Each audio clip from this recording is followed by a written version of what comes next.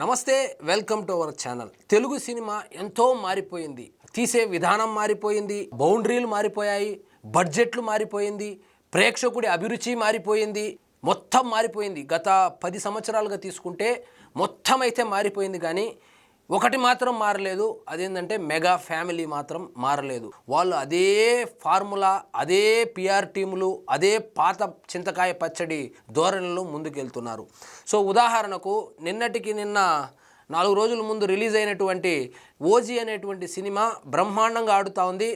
ఎందుకు ఈ సినిమాని పక్క రాష్ట్రాల్లో ప్రమోట్ చేయలేదు, ఎందుకు ఎక్కువ థియేటర్లు తీసుకోలేకపోయినారు, ఎందుకు ఏ సర్టిఫికేట్ వచ్చింది, దాన్ని కూడా కొద్దిగా కూడా ఇన్ఫ్లుయెన్స్ ఎందుకు చేయలేకపోయినారు? అంటే ఇన్ఫ్లుయెన్స్ చేయాలంటే అధికార దుర్వినియోగానికి పాల్పడి చేయమని కాదు. కానీ అదేవిధంగా ఈ థియేటర్లు ఏవైతే ఉన్నాయో ఉత్తరాంధ్ర ప్రాంతంలో థియేటర్లు ఇవ్వకపోతే అభిమానులే వెళ్ళి రిక్వెస్ట్ చేసి సోషల్ మీడియా వేదికగా ట్రెండ్ చేసి తెచ్చుకున్నారే. కానీ మెగా హీరోలుగా చెప్పబడేటువంటి వీళ్ళు ఎందుకు ఇన్వాల్వ్ అయ్యి ఆ ప్రాబ్లంను ఎందుకు సార్ట్అవుట్ చేయలేదు తెలీదు. కర్ణాటకలో సినిమా ఆపేస్తామని చెప్పి కర్ణాటకకు సంబంధించినటువంటి ఎవరో యాక్టివిస్టులంట వాళ్ళు వచ్చి థియేటర్ దగ్గర గొడవ చేస్తే ఇంకా వాళ్ళకు మద్దతుగా కన్నడ సినిమా ఇక్కడ వేసుకోండి, మన సినిమాలుకి ఏమైనా ప్రాబ్లం ఉంటే వాళ్ళు మాట్లాడుకుంటారని చెప్పి అతి మంచితనం ఇంకా ప్రదర్శిస్తూ ఉన్నారు. సో ఈ టాపిక్ ఎందుకు వచ్చిందంటే ఈ మొత్తానికి కారణము మెగా మాఫియా అంటారు. మెగా మాఫియా అనేది ఎక్కడుందో ఇంతవరకు నేనైతే చూసింది లేదు. మెగా మాఫియా కనుక ఉంటే ఇన్ని ప్రాబ్లమ్స్ కేవలం చిరంజీవి గారి సినిమాకు, పవన్ కళ్యాణ్ గారి సినిమాకు, రామ్ చరణ్ గారి సినిమాకు మాత్రమే ఎందుకు వస్తుంది? సో ఎప్పుడైతే అల్లు అర్జున్ ఈ మెగా కాంపౌండ్ నుంచి బయటకు వెళ్ళిపోయి సొంతంగా పిఆర్ టీం కావచ్చు, ఆయన సొంతంగా పబ్లిసిటీ చేసుకోవడం మొదలు పెట్టాడో అప్పుడు చాలా బాగుపడ్డాడు. వాస్తవంగా మనం బట్టలిప్పి మాట్లాడుకోవాలనుకుంటే కనుక. సో ఆయనకు ఈ మెగా ఫ్యామిలీ ఫ్యాన్స్ ఎవరైతే ఉన్నారో వాళ్ళు ఆయన సినిమాలు చూడడం మానేశారా లేకపోతే చూస్తూ ఉన్నారా అని చెప్పేది పక్కన పెడితే, ఆయన పక్కకి వెళ్ళిపోయిన తర్వాత ఆ పిఆర్ టీం కావచ్చు, పబ్లిసిటీ అగ్రెసివ్గా పబ్లిసిటీ చేయడం కావచ్చు, కొత్త స్ట్రాటజీలతో ముందుకెళ్ళడం కావచ్చు. ఇప్పుడు ఉదాహరణకు ఇప్పుడు కనుక నేను ఇదే వీడియోలో అల్లు అర్జున్ గారికి సంబంధించినటువంటి వీడియో క్లిప్పింగ్ ఏదైనా కనుక ప్లే చేస్తే ధైర్యం చేసి ఈ పర్టికులర్ వీడియోని సాయంత్రం లోపల స్ట్రైక్ చేసి లేపేస్తారు. అంత స్ట్రాంగ్ ఉంటుంది అల్లు అర్జున్కి పిఆర్ టీము. మరి రామ్ చరణ్ విషయంలో ఎందుకు ఉండడం లేదు, పవన్ కళ్యాణ్ గారి విషయంలో ఎందుకు ఉండడం లేదు, చిరంజీవి గారి విషయంలో ఎందుకు ఉండడం లేదు అంటే తెలియదు. అదే పాత తరహా, అదే పిఆర్లు, అదే ఫ్యాన్స్ అసోసియేషన్లు, అదే పాత తలకాయలు. వాళ్ళేమో అప్డేట్ అవ్వరు, వీళ్ళు అప్డేట్ అవ్వరు, వీళ్ళు కొత్త వాళ్ళనేమో ఎంకరేజ్ చేయరు. మరి కారణాలు ఏమైనప్పటికీ ఎందుకు కొత్త వాళ్ళని ఎంకరేజ్ చేయరు అనే వాళ్ళ కారణాలు వాళ్ళకు ఉండవచ్చు గాక.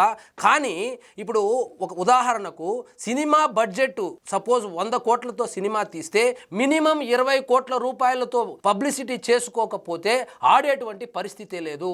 ముఖ్యంగా మెగా ఫ్యామిలీకి వచ్చినటువంటి కష్టకాలం ఏంటంటే, ఎప్పుడైతే ప్రజారాజ్యం అనేటువంటి పార్టీని స్థాపించాడో అప్పుడు మెగా ఫ్యామిలీకి ఉన్నటువంటి ఫ్యాన్స్ ఎవరైతే ఉన్నారో వాళ్ళు కొంత రాజకీయ కారణంగా చిరంజీవి ఫ్యామిలీకి వాళ్ళ సినిమాలకు కొంతవరకు దూరం అయ్యారు. ఎప్పుడైతే పవన్ కళ్యాణ్ గారు వచ్చి జనసేన అనేటువంటి పార్టీని పెట్టాడో అప్పుడు కొంతమందిని దూరం చేసుకోవడం జరిగింది, కొంతమంది అభిమానులను దూరం చేసుకోవడం జరిగింది. సో రాజకీయ కారణాల వల్ల వాళ్ళు సినిమాలు చూడడం కూడా మానేశారు. చూడడం పక్కన పెడితే ఇంకా వాళ్ళే నెగిటివ్గా కూడా పబ్లిసిటీ చేస్తున్నారు. సో ఇప్పుడు పోగొట్టుకున్నటువంటి మార్కెట్ అంటే ఇప్పుడు ఉదాహరణకు మొన్నటికి మొన్న రిలీజ్ అయినటువంటి ఓజీ అనేటువంటి సినిమాని వైఎస్ఆర్సీపీలో చాలా వరకు వైఎస్ఆర్సీపీ పార్టీకి అభిమానులు కావచ్చు, ఒకప్పటి చిరంజీవి గారి అభిమానులు, ఒకప్పుడు పవన్ కళ్యాణ్ గారి అభిమానులు సైతం చూడలేదు.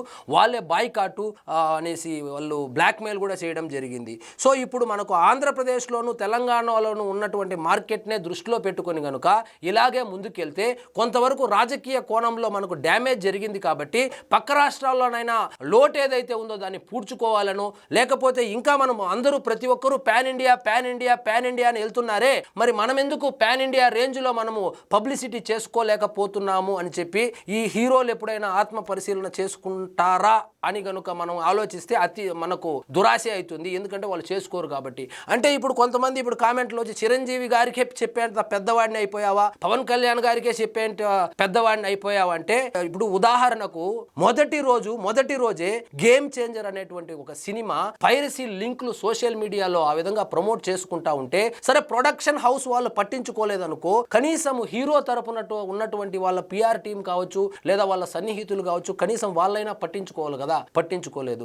మెగా సినిమాలు ఏవైతే ఉన్నాయో ముఖ్యంగా ఈ ముగ్గురు సినిమాలకు సంబంధించి మొదటి రోజే పైరసీ భూతాన్ని సోషల్ మీడియాలోను వాట్సాప్ గ్రూపుల్లోను ఆఖరికి ట్రావెల్ బస్సుల్లోను ఆర్టీసీ బస్సుల్లో కూడా వేసేస్తున్నారు. ఎవరి మీదైనా కేసులు పెడతారా అంటే కేసులు పెట్టడం లేదు, చర్యలు తీసుకోవడం లేదు.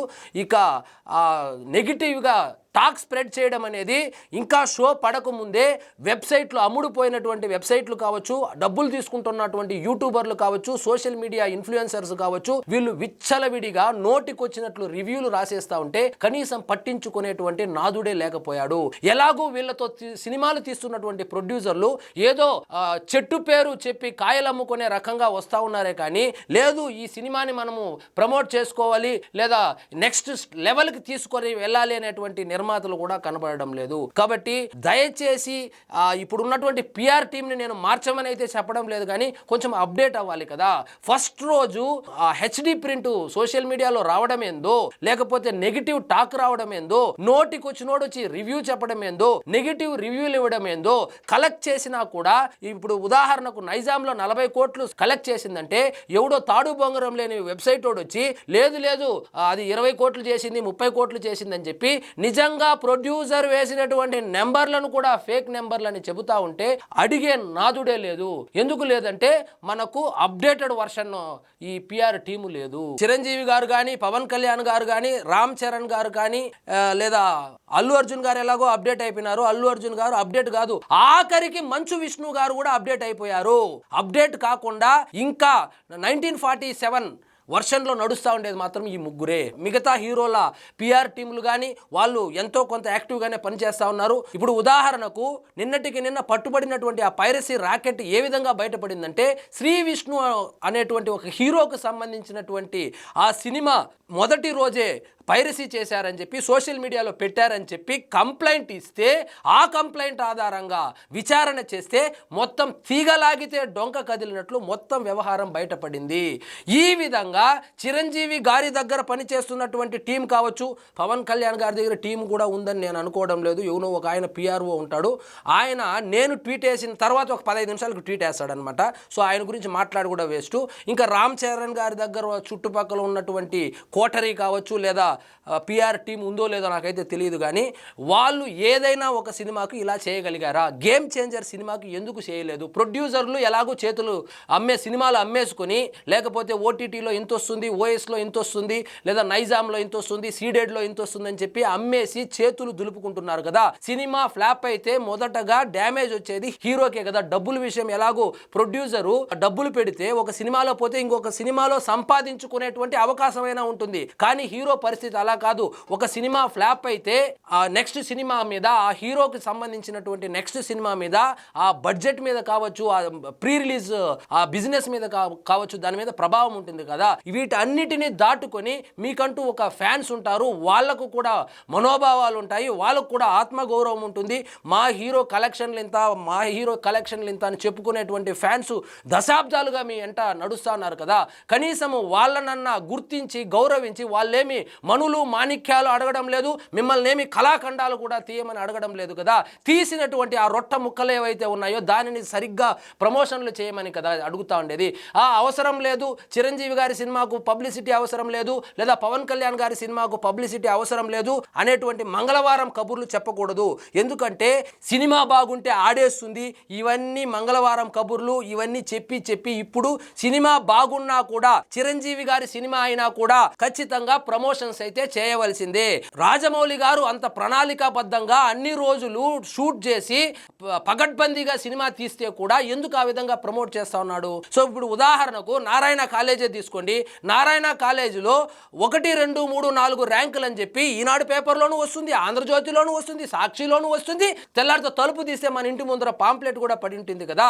ఎందుకంటే దాన్నే పబ్లిసిటీ అంటారు. నారాయణ కాలేజీలో ర్యాంకులు వచ్చిందని చెప్పి నారాయణ కాలేజీలో ర్యాంకులు వచ్చిన విద్యార్థుల కుటుంబాలో లేకపోతే ప్రిన్సిపలో లేకపోతే నారాయణనో సెలబ్రేట్ చేసుకుంటే సరిపోదు కదా. సెలబ్రేట్ చేసుకుంటే వాళ్ళకే తెలుస్తుంది. కానీ నారాయణకు 1 నుంచి 10 ర్యాంకులు వచ్చింది అని చెప్పాలంటే అన్ని పేపర్లో యాడ్ వేస్తారు కదా. చిన్న లాజిక్ అది. కనీసము ఓజీ సినిమాకు సంబంధించి వాస్తవంగా ఈ సినిమాకు ఉన్నటువంటి హైప్ దృష్టిలో ఉంచుకుంటే 500 కోట్ల రూపాయల వరకు కలెక్షన్లు వచ్చి ఉండాలి. ఆల్రెడీ ఈ పనికిమాలినటువంటి ఈ పబ్లిసిటీ స్ట్రాటజీతో 200 కోట్ల రూపాయల వరకు బొక్క పెట్టుకున్నారు పక్క రాష్ట్రాల్లో కావచ్చు. మీకు వాల్తేరు వీరయ్య గురించి చెప్తాను. వాల్తేరు వీరయ్య సినిమా రిలీజ్ అయినప్పుడు నేను చెన్నైలో ఉన్నాను. చెన్నైలో ఆల్మోస్ట్ అన్ని థియేటర్లలో నాకు సినిమాలు చూసినటువంటి అనుభవం ఉంది. వాల్తేరు వీరయ్య అనేటువంటి సినిమాను నేను దాదాపుగా 25 కిలోమీటర్లు ట్రావెల్ చేసి రోహిణి అనుకుంటా థియేటర్ పేరు, ఆ థియేటర్లో చూడవలసి వచ్చింది. సో ఒకప్పుడు చిరంజీవి గారి సినిమా చుట్టుపక్కల ఉన్నటువంటి అన్ని థియేటర్లలో వేసేవాళ్ళు చెన్నైలో. మరి ఇప్పుడు ఎందుకు వేయడం లేదు?